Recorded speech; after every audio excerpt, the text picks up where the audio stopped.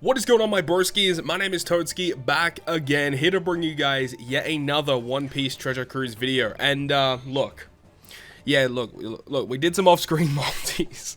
Look, I'm not proud of it, but I am pretty happy with the fact that we're able to walk away with the man, the myth, the legend, X-Drake Sugofest Kizuna Sugofest exclusive character. And I mean, this character is pretty freaking awesome, and look, if this was like any other character with any other skills, depending on what it was, of course, I probably wouldn't have gone this hard for this character, but this unit is actually amazing, and is probably my favorite new legend that has debuted in 2022.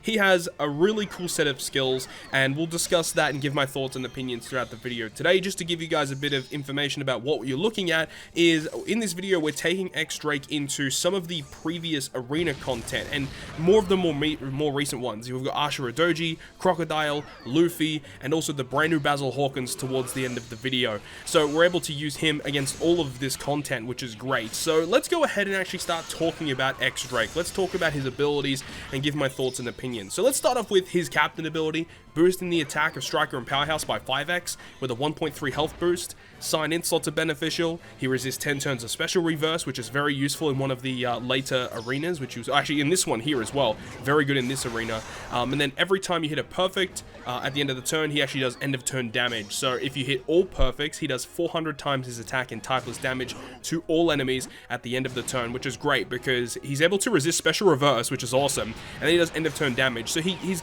just reminds me a lot of like Legend King and Queen in a way, where like they have their special abilities that can automatically activate to resist special reverse, and then you've got like the end of turn damage effects. Like he's basically basically like a Kaido crew character, like a character from Kaido's crew that we've seen in the past. And I guess it kind of makes sense because he is a Toby Ropo member. So captain ability alone is very useful, and I like that he can get through resilience with that end of turn damage.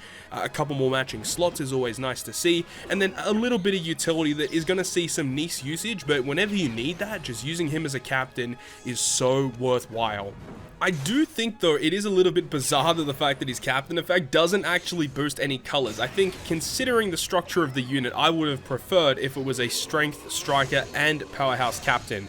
And it is kind of odd that this character is considered a super type character, considering, once again, that his captain ability doesn't boost any colors. It is odd that he's a super type unit. I think it would have been perfect if he was a super striker or a super powerhouse captain. I would have absolutely loved that, but despite that, his super type special does 100 times his attack and typeless damage to all enemies, and also reduces cooldowns of your striker and powerhouse by 1. So it's kind of interesting that his super type special does have a reduced cooldown, considering that his captain ability actually allows you to get around a special reverse. But there are some certain situations that you'll come up against where, you know, you'll get despaired and then you get special reversed. In that situation, his super type special is very, very useful. And then it also will treat Dex and quick slots as beneficial to Striker and Powerhouse for 1 turn. That's okay. So if you use him as a captain, you get sign-in slots matching when you use his super type special. Additionally, Dex and quick matching, which means that the only slots that are not matching are strength, recovery, and tandem. But remember, he is a powerhouse captain. You can go ahead and use the Zunisha ship, which will allow you to make recovery and tandem matching. So the only slot that isn't matching is a strength slot, which, again, depending on your team build, can be a bit of a problem, but in a lot of cases, in a lot of situations, that's going to be great. If you're running a full powerhouse team with this guy using his super type special with the Zunisha ship, all slots matching, essentially, which is pretty dope. So you don't have to, you know, bring an orb changer, just depending on your team composition, of course, because if you do get those strength slots and you're not a strength unit, it's not going to be beneficial to your crew. However, one thing that I will say is that the condition for his super type special is actually pretty annoying, because you can basically bring any of the Supernova characters or any of the other Toby Ropo members. And unfortunately, I think that's a little bit odd, considering that, you know, some of the Toby Ropo members have really good synergy with this character, especially the brand newly released Treasure Map free-to-play unit Ulti has a really good special that actually does work pretty well with X-Drake. But in my opinion, I would have preferred it if it was, you know, one of the units, and then it also had an additional condition that you could fulfill in-game. I think that would have been way, way better, as you could have, you know, had a little bit more freedom with your team building. Drake's special ability is pretty phenomenal and is going to be awesome for a long time moving forward, as it will go ahead and be a 10% health cut that goes through everything essentially, except for normal attacks only, of course. And then it's a 2.5 times attack boost to Striker and Powerhouse. And if your captain is a Striker or a Powerhouse unit, you get a 3.0 chain boundary for 1 turn. Otherwise, it's still a 2.5 times chain boundary. So chain boundaries are probably the best chain-related buff that you can have in the game, because it essentially is a chain lock, but better, because it starts your chain at a set value, and it just will continue to rise from that point. So, you know, if you're comparing a 3 times chain lock to a 3 times chain boundary, it's absolutely no competition, because whatever the lowest chain boundary is, you just add 2.5 to it, and that's your max chain that you can get to.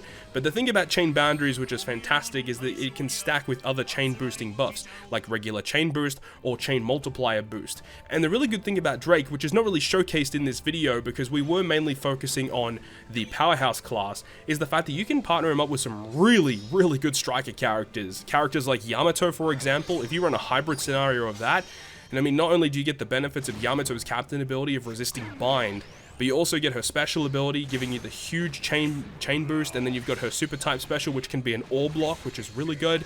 You can get the chain multiplier boost. You can get Wano slots via Yamato as well. I mean, this character also has phenomenal synergy with Roger and Newgate if you are running a striker-based team as well. So Roger and Newgate, I mean, they're freaking awesome. So it's really nice that we get access to another character now that has chain boundary, as this character is a striker powerhouse unit with it. I think the Crocodile character that we had previously, I think he's a driven cerebral. He might be striker cerebral. I think he might be slasher cerebral. I can't remember exactly the classes of Crocodile. And then we also had Wano Law, of course, who was a slasher free spirit, and then also Ulti in page 1 with their swap effect, only getting up to a 2.5 times chain boundary with their swap effect, but still really good nonetheless. So I do like the fact that when you launch his special, the amount of damage that you get just with the special ability alone is actually pretty awesome. And I mean, the fact that he is a damage dealing special means that you could actually put a character like Versus, or not Versus Akainu, but the V1 Akainu, for example, to just generate some slots for you, some strength slots, which if you are running a strength team, that's obviously amazing. So this character has a lot going for him, and I think honestly, as I said a little bit earlier on in this video, he's probably my favorite legend that has come out this year. I mean, when you think about all of the other ones that have come out, I mean, Bon Clay is awesome, but I definitely have a lot more fun using this character over Bon Clay as a captain. And then you got characters like Dog and Cat, Carrot and Wanda, who I haven't pulled yet, characters like Izo and Okiku, I mean, Frankie and Brooke. I mean, Odin is also really good. I absolutely love V2 Odin, but in terms of the fun factor of the unit, this character is pretty cool, and I really cannot wait to use him even more moving forward. And basically, if there's any content with Special Reverse, this is going to be probably my go-to captain. I mean, you've got some other really good ones out there like King and Queen, who also have fantastic synergy with this unit as well. But then the final clip of the video is going to be with the versus Hawkins arena, the brand new arena that just came out. Now, I didn't really aim to build with a double Drake captain. I was building the team just to get around most of the gimmicks, but unfortunately the revive has like so many turns of attack down, and if it was only 5 turns of attack down, I think I probably could have been okay, but the fact that it's like 10 turns of attack down after the revive of Hawkins, it's just absolutely stupid. But I really like this team composition, right, because we're able to use the special ability of this Linlin. This Linlin special is freaking dope, dude. The fact that you can get the change of block slots into Semler slots, and we're able to lock them for so many different turns as well, so that's great. So we don't have to worry about any orb-related stuff from stage 4 onwards, which is great, because we have so many different orb blocking mechanics. We've got the support of Otama attached to Olin, and whenever we're binded, we get our orbs locked for 1 turn, so we can carry the Semler slots into the final room, and then we can use the special ability of Whitebeard when we get to the final stage, and he, again, is just perfect for that content, because his special ability will remove Despair when we're at a really low HP threshold. He gives us an attack boost, he gives us a chain boost, and he also gives us really significant damage reduction, which is pretty important, because when we kill Hawkins on the final boss stage and he revives, he does a death hit, so that's obviously pretty annoying to deal with. And then of course we can have the support effect of Strongward Ace attached to Whitebeard, and if we use a damage dealing special, which it's kind of weird that 6+ Whitebeard isn't a damage dealing special, but the 6-star version is, so that's why we had to use the 6-star version. But if we do that, we get another orb lock, so we can just continuously lock the Semler slot, so we don't have to worry about poison slots. So as I said, I was trying to build the team to, you know, abuse the Semler slots, but of course, if there was an easier way to get around that 10 turn of attack down, it would be a lot better. But anyways, I'll leave you guys with the rest of this clip with X-Drake taking on the Hawkins arena. Really hope you guys have enjoyed this one today, and if you guys did enjoy it, make sure to go ahead and leave a like. And if you want to stay up to date with all of the content that I post, including more One Piece Treasure Cruise content, make sure to hit the subscribe button down below. But on that, guys, I'll see you guys within the next video.